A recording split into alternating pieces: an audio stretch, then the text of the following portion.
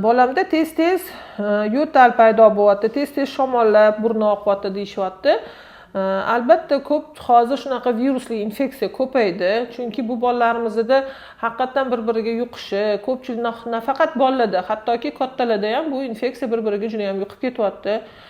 Shuning uchun agar burun oqishi kuzatilayotgan bo'lsa, misol uchun burunga tomchilar, oddiygina protargol 1% bolalarga tomizsak bo'ladi yoki oddiy fizrasvorda qilsak bo'ladi.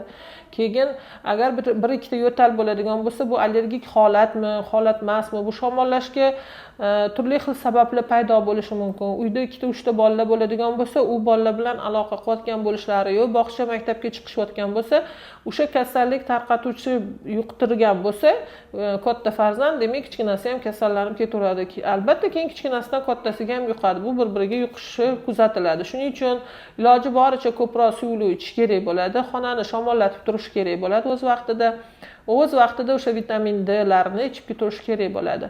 Endi ma'lumki agar bolamizda yo'tal balg'amli bo'ladigan bo'lsa yoki bo'lmasam laringit usulidagi layishchi deb aytamiz, qattiq yo'tallar bo'ladigan bo'lsa, albatta unda o'pkasini biz eshitib ko'rishimiz kerak bo'ladi.